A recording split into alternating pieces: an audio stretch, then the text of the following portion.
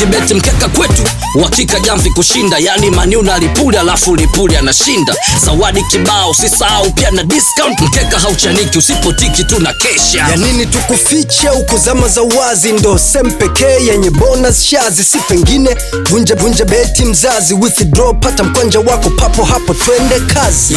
Na sio football pekee, weka odds ujone michezo yote hadi kindege na kasino. na so mechi za Ulaya hata bongo pia zimo. Hii ndo vunja, yani vunja beti tunakuvunjia mkwanja, kazi yako kuvunja steki.